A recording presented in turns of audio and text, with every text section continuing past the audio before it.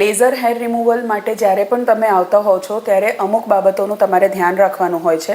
એમાં સૌથી પહેલાં તો જે પણ એરિયામાં તમારે લેઝર કરવું હોય ત્યાંના વાળની ગ્રોથ જે છે એ કમ્પ્લીટ હોવી જોઈએ. ઓકે, તમે લાસ્ટ જ્યારે પણ થ્રેડિંગ કે વેક્સિંગ કરાયું હોય કે એપિલેટર કે પ્લકિંગ કરેલું હોય એના પછી તમારે એટલીસ્ટ 1 મહિનો વેઇટ કરવું પડતું હોય છે કે જેથી વાળ જે છે એ પૂરી રીતે રૂટમાંથી ગ્રો થઈ જતા હોય છે, જેની ઉપર એકચ્યુઅલી લેઝર વર્ક કરતું હોય છે. થ્રેડિંગ, વેક્સિંગ કે પ્લકિંગ કર્યા પછી જો તમે અઠવાડિયા 10 દિવસમાં ઉપર વાળ દેખાવાના ચાલુ થઈ જાય ને જો તમે લેઝર કરાવશો તો એનો કોઈ ઇફેક્ટ આવશે નહીં. એટલે હંમેશા યાદ રાખવાનું કે જ્યારે પણ તમે લેઝર હેર રિમૂવલના પ્રોસિજર માટે જતા હો છો તમારે 1 મહિનાનો ગેપ એટલીસ્ટ રાખવો જોઈએ.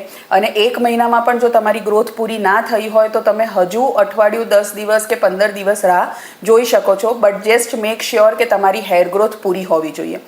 બીજી વસ્તુ કે 2 સિટિંગ વચ્ચે જ્યારે પણ હેર ગ્રો થઈ જાય તમારે ક્યાંક બહાર જવું પડતું હોય કે તમને સારું નથી લાગતું હેર ગ્રોથ તો તમે રેઝરની મદદથી ઉપરના વાળ ખાલી કટ કરી શકો છો અથવા ટ્રીમ કરી શકો છો, બટ રૂટમાંથી એને ખેંચવાના નહીં.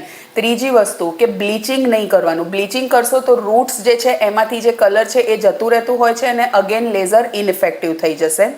અને ચોથી વસ્તુ કે જો તમારી સ્કિન ઉપર કોઈ એલર્જી થઈ હોય કે પછી તમને રિસેન્ટલી ક્યાંક બહાર ગયા અને ટેનિંગ હોય કે તડકાની એલર્જી થઈ છે તો ત્યારે પણ લેઝર કરાવવું નહીં. અને રેગ્યુલરલી પ્રોસિજર પછી એટલે કે લેઝરના પ્રોસિજર પછી તમારે સ્કિનને પ્રોટેક્ટ કરવા માટે તમારે રેગ્યુલર મોઇશ્ચરાઇઝર અને સનસ્ક્રીન યુઝ કરવાનું જેથી તમારી સ્કિન જે છે એ સેન્સિટિવ ના થઈ જાય. Thank you.